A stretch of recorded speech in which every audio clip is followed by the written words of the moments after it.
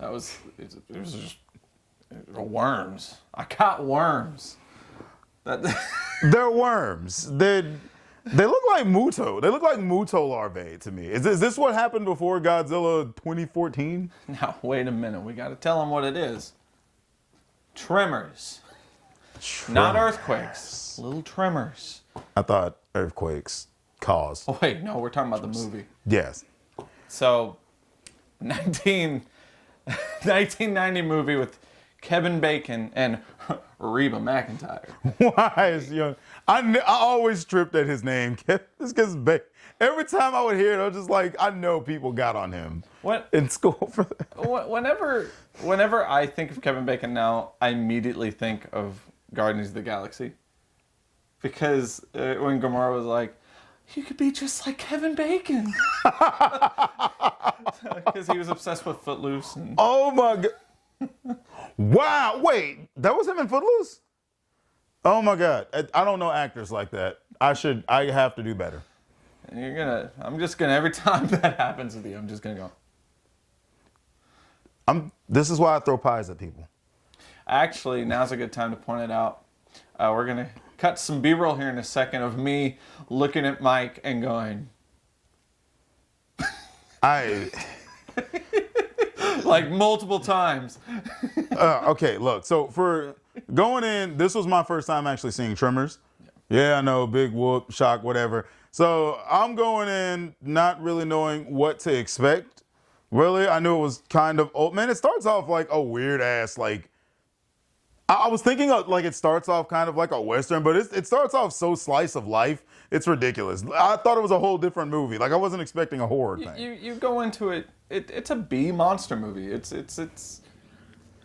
obviously supposed to be a play on old 1950s, oh, what is that thing? Oh, but I think they did really well. Was it meant to be a parody? Because if it wasn't, I want to say it was. And this is me blindly talking about it because I didn't go and look it up, but I'm pretty certain if it wasn't meant to be a parody, then I'm not going to say anything else. I mean, that speaks for itself. You start off in this serious middle of nowhere town called Perfection, and I guess it would be perfection for an introvert. Yeah. Population, I think it was 14. 14 people. 14 whole people. Everyone knows, as opposed to half people. Kevin Bacon and his cohort that are pretty much just your typical late 80s, I don't know what to do with myself. These guys are just like I'm trying to think of the best way to describe it. Like he said, man, it's like, I don't know what to do with myself. We're just handymen. We go around in our jeans with our shirts tucked in and our cowboy boots. And these dudes are stereotypical wannabe cowboys. Like, oh my God. It was to the point, I thought it was just funny. I'd almost say they were cowboys. I mean, they rode horses. They got the boots. They rode horses one time. These folks, the only cool thing I thought about that first part of the movie was how the toilet bowl was a cooler. They made use of everything they did. And these guys, they're the guys that they have the big dreams. It's like, I want to go to New York, California, or Louisiana and be a movie star and all that kind of stuff. Well, not exactly movie stars. They wanted money. Moolah, ka-ching, ka-ching, keen, like that. One more. We need one more word for money. Zenny. Okay. And it goes, the whole first part of the movie is basically just showcasing that they do odd jobs, and that's pretty much all they do, and they want to leave. There's not much plot to this one. It dives straight into it. Yeah. There's something killing people. What's killing people? Oh, it's a worm. Oh, it hears you. I mean, I'm sorry. When you put it that way, it's a worm. It's something subterranean killing people. It's a worm. Well, this subterranean thing that is just a menace with thing. It's a literal worm. I swear to God, they took the face off one of the things from Starship Troopers, and just threw it. Well, this was this was before Starship Troopers. At this point, I firmly believe the thing from Tremors the things from Starship Troopers and the Muto are literally all the same thing. They got the same mouths. One just had tentacles. You know, it had all your typical tropes, which is another reason why it strikes parody, because it had your love interest set up where they just stumble upon a girl, woman, college student. Now it's blanking. Whether she was a student or she was a college student studying seismology.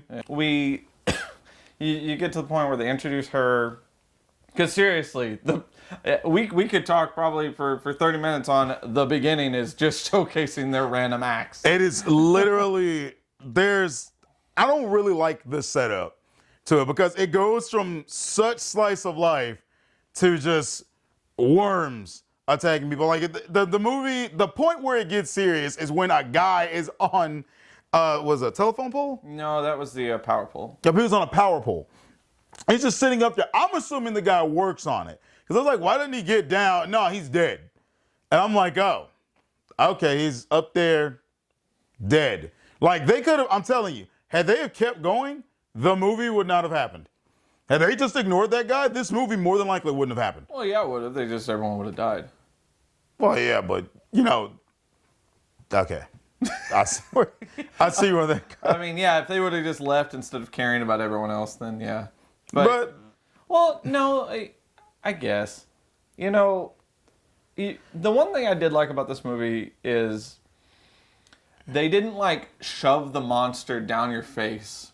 Like especially in the beginning. You barely saw him. I don't even think you saw him until... We didn't. The first instance we see of it, I thought it was a baby snake. So I'm thinking it's like a baby and the mother. No, it's none of that. So I give them credit there. They do a little bit of misleading. But what we see in the beginning is just people getting sucked underground. That's it. The monster, actually, I would say the monster didn't have as much screen time until the end of the movie. Well, and the first time you really, really see him is when they kill one.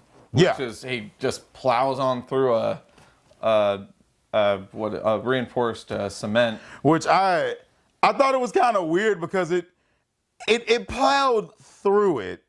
Barely. Well, barely. It's weird because it kind of when it hit it, it didn't seem like it went through. But then the next scenes after, we're seeing it through the ground and everything. I'm thinking, crumbled it. Yeah, I didn't exactly think it died at first. I was like, oh, it's gonna come back and hit again. No, it died. And to me, it didn't look like it was moving all that fast. So I was thinking, it'd be real funny if this thing died from hitting the wall, and it does. I mean, I have seen this movie probably, the last time I watched it had to have been over 15 years ago, but I've seen it 3 times, but he's never seen it. So I'm sitting here trying to be quiet the whole time because he's accurately predicting what's going to go on. Because it's like I've said, I'm going to repeat it. Your typical B-tier monster movie. It's very predictable. It's a popcorn flick. Yes. That's really what it is. Simple popcorn flick. He ended it with, you know what, I'd watch it, but not in the theater. And I said, but if it was the 90s when it came out, you would have. The thing is, I'm a very over-analytical person. I'm sitting through big brain. I'm sitting through any movie, and the first thing that happens is I'm trying to figure out how all this stuff connects to it. I'm the guy that looks at the trailers and tries to figure it out. It's one of the reasons why spoilers don't affect me as much, because I'm like, okay, 9 times out of 10, I get what's going to happen. I like to go into a movie with a blank slate. I like to figure stuff out. No, I like to figure it out as I'm watching. I don't want to watch a trailer, and not to divert the topic, but This is one of those, any 80s movie, 90s movie that I go back and I haven't seen that I want to watch, I don't watch a trailer. Because especially 80s movies. 80 movies trailers were horrible. Go and watch this trailer. I'm pretty certain I've seen it and it was horrible. It's just your typical 80s, early 90s, in a world, I got the same vibe from this I got from Mad Max, kind of. They just got a lot of B-roll shots of folks driving around, and then they shot the movie. Okay, Mad Max is a whole different. We're not even gonna open that can. Okay, we'll talk. You know what? If this one if this is enough popularity spurred for these, we'll do Mad Max the original. Okay, and everyone will see how bad I'll say it. I didn't like it. But anyway, tangent. Yes. Tremors, it picks up in the middle, and then you barely know that it's going, though. Because, the first 30 minutes feels like 30 to 40 minutes, but then once they really figure out everything's going on, I do gotta say, like, Kevin Bacon's acting improved throughout. It improved throughout. At first, I'm like, I feel like I'm watching DiCaprio from Growing Pains. Was Leonardo DiCaprio on Growing Pains? Nope, I don't know. I can't remember. Not Leonardo DiCaprio. No, it wasn't DiCaprio. Fuck. I forgot him. He was in Once Upon a Time in Hollywood. He's one of the main guys. The movie star from there that was falling. I can't. I forgot. Bacon's acting. We're just moving on. Bacon's acting at the start to me was. He had a stroke. He was over here just. I've absorbed too many people, way too many. But it was just kind of blah at the start. Like, I wasn't feeling him. He really slipped into the role much better. Like, I'm gonna say, Bacon, dude, you're better off in action flicks to me, man. Again, this was 1990. I prefer him in action flicks. I'm glad if this is when he started acting. I'm glad it was this. Let me give you a little bit of detail. I seem to remember hearing he regretted doing this. He didn't want to do it while he was doing it. So, of course, again, would you take something like this seriously? No, you wouldn't. So, I think that that's why you see that where he kind of in some scenes was really good and some scenes he wasn't, because it's like, what am I doing here? Yeah. Because nobody else in that movie, maybe Reba McEntire. I forgot the name of the guy. The guy that was his partner, the one with the beard. Yeah. He seemed pretty okay throughout it. Now I do feel at the tail end he kind of regrets. It feels like they kind of switched roles, because at the start Bacon's character was kind of the I don't really know what to do kind of person. And at the end, he's the guy that's like, we got to do this, we got to do that. Whereas his partner, who seemed like, we need to do this, we got to be ahead of the game, we got to think 2 to 3 days ahead, really reminds me of quite a lot of people I've met in my life. Because they got covered in poop. Oh, yeah. That was funny. The doo-doo scene. Oh, God. They got covered in poop, and next scene, they're out of there. In fact, that's the whole reason, guys. So now you know. If you ever don't know what to do or whether to leave town, get covered in poop. Yep. It'll make you decide. You're just gonna be like, F it. And they packed up. Even took his favorite vacuum cleaner. Yeah. That was the better part. But the more I talk about it, the less I like it. Like watching it, I guess that's gonna be my decision on that. Watching it, you'll enjoy it, but then the more you talk about it, you just end up breaking it apart. The first Deep Blue Sea movie, to me, had a better feeling of people being trapped with 3 killer monsters the entire time than this movie. Like, I get the fact that these are worms and they're underground, but like in Deep Blue Sea, they were in an undersea base, filling up with water, bioengineered sharks. Like, you are clearly at a disadvantage. These guys, I was saying it the whole movie, which surprised me at the end when they did everything I said. And I'm like, y'all could have done this. Both movies were stupid. I would gladly watch Deep Blue Sea over again. Okay, mainly. See Samuel L. Jackson get eaten. Okay, that was funny. We're talking about Tremors. Yes. No, we're not talking. We're talking about ground shaking. There you go. Ground shaking. So ground shaking. You finally get to the point where the last hour of the movie. The hour is only an hour and 36 minutes. Yeah. And the last hour of it's them on roofs. Yeah. it's them on roof. Don't forget about the annoying teenage kid and you got your typical trope of annoying kid like bothering everybody but really who stole the show was people that weren't even in it that much, which were the Doomsday Preppers. Yeah. Which actually explains a lot, because in Tremors 2, because there's 5 of these. Oh my God. In Tremors 2, it's really focused around him. The Doomsday Prepper? Yeah. Oh. And they've actually, we're not doing Tremors 2, but in the second one they actually have made remote control cars that are explosives, and they're driving them around and having them eat them, and then they'll blow it up remotely. So it was the sequel that didn't need to be made. but it was still good. Sounds- But then 3, 4, and 5, just throw those out. At least 2 sounds a little bit better. The Doomsday Preppers come off weird as first. Like a lot of them, it's funny. There's a TV show, reality TV show called Doomsday Preppers that's actually surprisingly funny. Man, it's just America. Like seriously, like nowadays. Back then, you didn't think about it like that, but nowadays, most people would look at them and go, "Oh, they've got a wall of guns. They've got ammunition.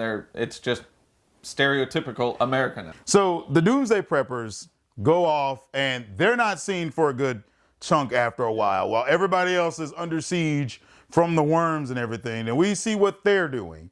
They're back at their house, and eventually they end up learning that these worms are underground. Now, a trope with a lot of scary movies or horror movies that I really freaking hate is how long it takes to get the point across. So yeah, you got to find the radio frequency. As soon as they find it, yo, if this were me, yo, get on the freaking house. These things are sensitive to sound.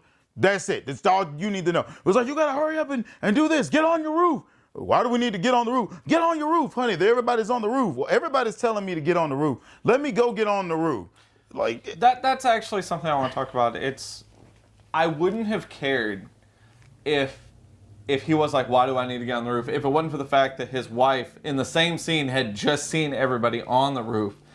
And this movie actually did really well with like precognition, where they set things up. Everything had a payoff. In the beginning, they and it was not, you wouldn't even, it wasn't a big deal, but they go into the general store and the Pepsi cooler makes a lot of noise and racket, and they talk about how broken it is. And then later, that comes back. It comes back and to haunt them. And it alerts the worms, and the clerk gets eaten. Yeah, and they're like, oh, these things can get through our floorboards. So they take to the roof. I really like the wife of the Doomsday Prepper, because what I really would have liked is that before he did the radio call, she takes notice that everyone's on the roof. So she notices something's up. I really wish she had been like, hey, honey, these things, like maybe she asked the question like, honey, is it possible these things might be below us? Maybe just throw the question up there. Well, the problem is this movie does have a problem of, like a lot of monster movies, of dumbing down the people, because you would have figured it out by then. Yeah, like something in your head when you see obvious signs like, okay, those 3 idiots are on the roof. Okay, now he's on his roof. Okay, now he's on this roof. The one thing I will give this movie is, even to the monsters, everybody to some degree uses their head a little bit more, but the moment we see it, the immediate next scene, everyone goes stupid again. Right. But I'll give the Doomsday Preppers this. They unloaded on that worm. They hit that thing with everything, and I'm like, okay, so the first few bullets are obviously bouncing off. Opens his mouth. Hey, I shot it in the mouth, it works. Continues to shoot the thing everywhere else but the mouth to the elephant gun. And I'm like, video game. And so in the end, it's Kevin Bacon's like, you know what? We need to go get this big. Another example of something they set up earlier. They drove this tractor, this big heavy tractor, like for maybe 30 seconds in the beginning of the movie to show off their odd jobs. Yeah. And then later they're like, oh, we can use that because there's no way they can do that. And they have this whole scene where they go to grab it. And they're like, oh, yeah, now we can get out of here. And they got everybody go get the Doomsday Preppers who have been making bombs. Now I'm going to, before we get to that, now one thing about the scene leading to that, it's when the enemy is a sound-based enemy. If they're based on sound, usually not making a sound works. So I'm thinking when he's running out there, they're like, be still, don't make a sound. I'm like, even when you're standing still, your body it's still moving. And this is something I learned in filmmaking, because when I'm holding a camera, I'm like, if I can be as still as possible, hold my breath, do the thing that the sniper does in the Call of Duty games, maybe I won't move. No, I'm still moving, because I would go back and look at my footage and there's still a little bit of shakiness. Thank God for the warp stabilizer tool, but there's still some shaky. So I'm like, part of you is still moving. Can they hear that? Maybe these things can sense motion too, because they're blind. Like, I'm kind of thinking they're working like snakes along with hearing. No, they just hear. So they don't feel the body heat or nothing. These worms are stupid. I'm going to be honest. Maybe in a real situation. All of them but one. Yeah, all but one. If the thing can't hear you, like bro, you're good because it's like that message. If I can go off for a second, it's the same thing in High School of the Freaking Dead. The zombies are sound. They react to sound. All you have to do is walk through them and not make a sound. Start making noise to lure the worms away from Bacon's character, for the most part. And it's funny too because one of them is just swinging his tongue tentacle up there, and Bacon's like moving his leg, and I'm like, bro, I am so done. You obviously know this man is right above you. Rant over? Ran over? Yeah. Rant over? Yes. There you go. Boo mad no more. So, I'm glad we have a lot of footage of us watching this because he got mad a lot. So, they, like I said, they ended up getting the tractors. And one of the things that you learn throughout this is that not all of them, but one of them is smart, is like really, really, really smart. And he learns rapidly, which annoyed him. But it started to annoy me to the end. Well, it wouldn't be a good movie if it was just what it was in the beginning. I mean, at first though, I could see it getting smarter. It was kind of a push and pull between the two protagonists and this worm. Like earlier in the movie, they pulled one of his tongues off. So I could understand that. It's just how smart this thing actually was. Like, okay, tipping the house. There are animals when they're going after their prey. If they're in a tree, they'll find ways to get to the trees or something. But no, these worms don't attack them when they get in the tractor for a good minute. For a good minute, everybody's feeling calm. And wait for that. That's at the end. So let's talk about this. Okay. So they go and pick up the Doomsday Preppers who have made bombs, and which he has been like the whole time saying, "Why don't they make bombs? Why don't they make bombs?" I'm like, it's coming. But so they get in there and they realize that if there's another setup for later, they realize if they throw the bombs out there, it scares them to run away, crawl away as fast as possible in the opposite direction. So then they're going. They think that they can use the tractors to get out of this canyon because the town is basically encased by mountains and a cliff. Mm-hmm. They were explicit in saying, now I know why, that there was a cliff. Because they said mountains on all sides and the cliff on one. Now you know why. Yeah. But so then you find out that the worms leave him alone, like he was saying, and suddenly the tractor falls into a pit that the worm had been digging. Yeah. So it's one thing when something is like constantly hunting you, and then all of a sudden it just stops. Like you haven't done anything to like injure it at all or severely injure it. These things want you, but then it stops. That's in Kevin Bacon's character though for this. Well, it's not that. It's the fact, like, even like some people, it's a moment of relief. Yeah, but in the back of my mind, I'm like, well, and the music was even upbeat and happy, like they. Yeah. It's like, so they wanna create this air of like, hey, we're gonna make it. There were a lot of times where it did that too. A couple of times in the movie where everyone was like, we're gonna do it. Like the with the Pepsi machine, they're like, okay, we're good. We just need to do this Pepsi machine. Yeah. So I'll give them that. I thought that was a decent part in the filmmaking process of the movie. There were a lot of times where they really had you thinking, hey, we're okay. But see, there was this one nagging thing like, there's still two of these mofos. Where are they? Literally dug a ditch. They made a whole trap. And I'm like, bruh. Okay. Which, they weren't just going to let them escape. The movie had to end with them being killed. So they fall in the ditch, make it to a rock, which has been established that they can't climb up on heavy rocks. The worms can't. And, that's when they say, well, let's try to blow them up. And they threw it out there and they blow one up, the dumb one. And then there's a smart one. They try it again. Of course, it actually eats it and launches that guy back at them. I firmly believe throughout the whole movie, there were points where one of the worms were eating stuff and launching them back out. I firmly think if they weren't edible. If they weren't edible. I think it's been that worm the whole time.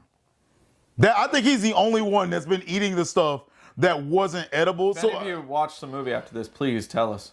Tell him specifically if that was it, because he was really like cataloging the different worms in this. Like, hey, that's the same one the whole time. I firmly think the worm that the two protagonists injured early in the movie when they were trying to get away with their truck. That worm had a vendetta against him because it got to a point where the worm. Well, that was a smart one. Yeah, he was the smart one, but at the same time, I really feel like because they were making all kinds of noise, Right. and he just at this point knows the two dudes that were in that truck, or he's like looking at them, and I'm like, bro, you got something against him. He has something against. He's like, I am going to eat you two. I know you ain't got to make noise. I just know you're there.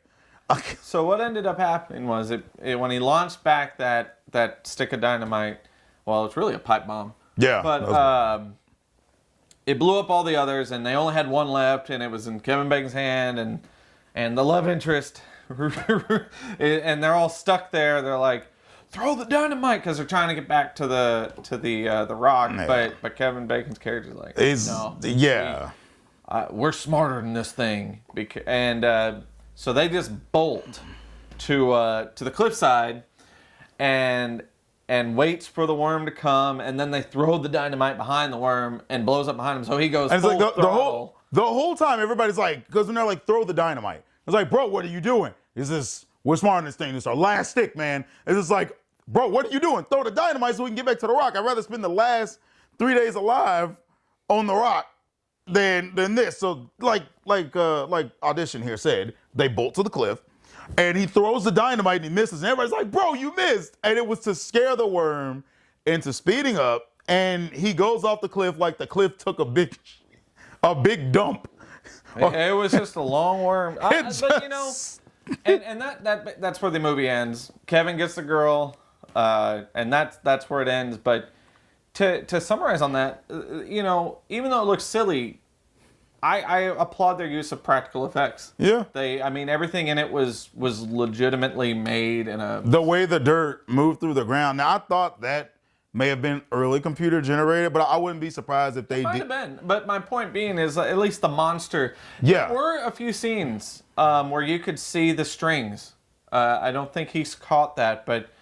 if we can find it, we can put it up. But no, there was a couple of scenes where you could see the strings that were controlling the monster puppet. Ah, okay.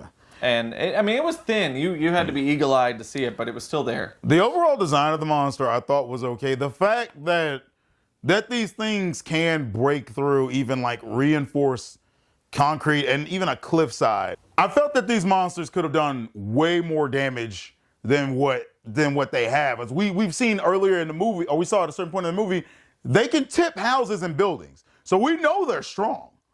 We most definitely know they're strong. I just get the feeling they could have probably leveled that town. And then they're underground, so they can already mess with the structure and foundation of stuff too. There was a lot of and they did. They took down the shop. They tried to, at least. Yeah. They were testing what they could get away with. This movie took a lot of liberties with a lot of things, but again, I stand by my statement that it's a B monster movie. You have to. Yes. Whenever you're getting into these kind of movies, you have to suspend disbelief, and that's part of the story writer's job, is to make sure that you're able to suspend disbelief. But did they do that accurately? For the most part, because I think that's why the beginning was so long. You're too busy thinking about, why are they doing all these odd jobs? Yeah, I felt that it did drag on quite a bit, but even then, This was more of a sci-fi movie. You would have thought it would have come on, this was the 90s Sharknado. To me, it was like literally the floor is lava kind of thing a couple of times. And I'll touch, since we're not going to watch these. Like I said, Tremors 2 definitely it didn't need to be there. Let me go ahead and make everyone mad. Kind of like Matrix 4, but just like that, it's worth the watch. It's not it's not complete garbage. It is watchable, and it can be an enjoyable experience, but it didn't need to be done. The story was told in the first one, so But past Tremors 2, don't even try it. Tremors 3 and 4 were, I think, a completely new cast. Tremors 5, I think, brought back one of the Doomsday Preppers. But one of them, and I don't remember which one it was, is it takes place back in the day, 1900s. And that's where you learn that the worms are actually, they hibernate. so they come out every so often and go back into hibernation. So there you go. I mean, if we had to, you have anything else to add? Nothing much. I thought it was an okay watch. It was an okay watch. I think a good little, like, maybe family dinner night, Taco Tuesday movie. When you just want something to, it's really a time waster. It's one of those things you pump, maybe you're tired from work. You just come in, grab yourself a taco, and throw in Tremors. I give it like a 2 out of 5. To hit on that a little bit, just like last time, I'm going to give it 2 reviews. Two numbers on this one, actually. Mm-hmm. One based on it's a 90s movie, a 90s B movie. If it's supposed to be a parody, then I give it a 3 out of 5. Because I enjoyed it for what it was. I got a few laughs out of it. It, like he said, it's not one I would have went to the theater for. But if it wasn't supposed to be a parody, and I'm basing it off of what, just how I would view things today, then I agree with a 2.5 out of 5. It's so, if you want to double it, 5 out of 10. But I say watch it.